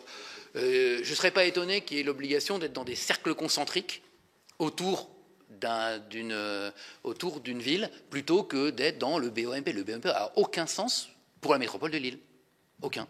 En toute honnêteté, ça devrait être même en MAPA, il devrait y avoir des marchés qui vont jusqu'en Belgique. De la même manière, évidemment, les entreprises françaises bénéficieraient des marchés belges. C'est pas pour autre chose que je dis. Je suis complètement dans votre sens. Voilà. Pardon. Merci. Merci beaucoup. Merci. Assez brièvement, alors parce que beaucoup de choses ont été dites sur l'intelligence artificielle. Oui, je pense que de toute façon. Ça va rentrer dans tout un certain nombre de fonctionnements et de processus en interne, avec toujours la petite crainte que l'on soulève, c'est évidemment d'avoir deux vitesses, des fonctionnements à deux vitesses entre les petites collectivités qui ne pourront pas avoir les outils développés éventuellement par des grosses entreprises d'IA et les grosses entreprises qui auront passé leur marché pour avoir ces tiers en interne. Voilà. Il y a eu un groupe de travail au Sénat sur l'IA et les marchés juridiques. Je crois que c'était un peu ce qui avait été aussi évoqué. Donc je pense que c'est vraiment quelque chose qui est partagé dans plusieurs segments, mais en tout cas, c'est effectivement réel. Sur la formation, je crois que ça a été soulevé aussi dans le rapport de la Cour des comptes, dans les observations de la Cour des comptes de décembre 2024. Je les partage assez. Je pense que la commande publique a des leviers qu'on n'utilise pas forcément par crainte. Ce que j'ai dit tout à l'heure sur le fait que l'annulation d'un marché peut sembler catastrophique, les agents ne veulent pas forcément avoir cette responsabilité-là, ça peut mettre à mal les élus, etc. Alors que pourtant, ça peut être simplement la vicissitude des affaires, un marché est annulé, etc., mis à part les délais, et dans certaines hypothèses limitées, comme j'ai pu le dire, du risque indemnitaire, finalement, parfois, on peut prendre effectivement les risques, et je pense qu'on pourrait plus le faire. Mais il y a toujours ce doute qui fait que dans le fonctionnement des collectivités, souvent, on préfère ne pas plutôt avoir une attitude de sécurité plutôt que d'aller de faire des essais, ce qui peut tout à fait se comprendre. Avec, sur le risque pénal, simplement indiquer que ça peut être sur les marchés de gré à gré, parce que ce ne sont pas des marchés qui sont hors cadre de la commande publique. Mais les condamnations pénales aux infractions pénales des marchés n'arrivent pas assez fréquemment. Une idée m'est venue en écoutant monsieur le professeur sur les Outre-mer. Pourquoi pas, effectivement, compte tenu des circonstances particulières qui s'appliquent dans ces territoires, organiser des règles particulières par des expérimentations pour pouvoir par la suite effectivement les appliquer de manière plus globale, y compris sur la métropole, si ça fonctionne. Et si ça a permis effectivement de rendre la commande publique, les marchés publics, les concessions aussi, plus attractives pour les petites sociétés. Avec tout de même un petit bémol sur le fait de tout basculer au joug, c'est que parfois les entreprises ne sont pas inscrites au joug parce que c'est favorisé pour les gros marchés et ne pensant pas avoir les coudées suffisamment franches, la force nécessaire pour être à la fois pour pouvoir répondre au marché et aussi pour pouvoir être retenu par un acheteur public qui sera peut-être plus à même de choisir une grosse entreprise ou du moins un groupement de commandes avec plusieurs entreprises qui viendra sécuriser le marché. Voilà, je crois que c'est aussi quelque chose qu'il faut prendre en compte. Les PME vont plutôt aller vers les petits marchés ou intervenir, chose qu'on n'a pas parlé, sur la sous-traitance ou alors sur les parts réservées pour les marchés globaux. Mais voilà, pas tout basculer au joug parce que je pense que elle risque de passer à côté d'un certain nombre de marchés. Et sur la directive de l'Union européenne, je pense que on sera attentif et je serai attentif sur le bilan qui en sera fait. Là, il y a une consultation. Parce qu'en réalité, les dernières datent de 2014, il y a quand même eu donc, des modifications qui ont été faites. Et j'en reviens à mon point de départ de dire qu'au final, si on veut rendre plus attractif la commande publique, je me demande si ça ne doit pas passer vers une plus grande flexibilité. Il y a la paperasse, c'est sûr. Faire un mémoire technique, c'est long. Faire des CCTP, c'est extrêmement long. Et d'ailleurs, si je reviens à l'IA, peut-être que ça permettra aussi de déterminer plus facilement les besoins et notamment la rédaction des CCTP, ce qui aujourd'hui peut poser problème dans les petites collectivités. Mais effectivement, ce bilan pourra être intéressant en espérant qu'on aille peut-être pas vers de l'innovation juridique, mais plus vers un pragmatisme, un renforcement des règles et puis aussi, d'une certaine manière, de la liberté des marges de manœuvre des acheteurs publics dans l'intérêt de l'économie et des entreprises, des petites PME, avec peut-être plus de négociations, etc. Enfin, voilà. Mais en tout cas, tirer les conséquences du bilan qui doit d'abord être fait avant de définir des orientations. Il y a un exemple qui est intéressant, c'est le Small Business Act, ça fait SBA, et en fait ils ont fait la stratégie du bon achat à La Réunion, et qui est une volonté de développer le recours à la commande publique par les collectivités, par les PME. En Outre-mer, je pense vraiment qu'il y a un très bon exemple à voir là, et peut-être des choses à prendre. Victorin Lurel, qui est membre de notre commission d'enquête, qui a porté le sujet, il l'a déjà évoqué. C'est un très très bon document, ça a été très bien travaillé. Parfait. Écoutez, merci encore une fois à tous les trois. Nous aurons l'occasion de poursuivre nos échanges dans le cadre notamment du questionnaire qui vous a été adressé. Et puis, si d'ici là, nous prévoyons de rendre nos conclusions d'ici la fin du mois de juin, mais si d'ici là, vous aviez des idées, des propositions, des remarques, des points d'alerte, encore une fois, n'hésitez pas. et nous lirons très attentivement cet ouvrage. Merci à vous. Merci à vous trois, encore une fois, vraiment.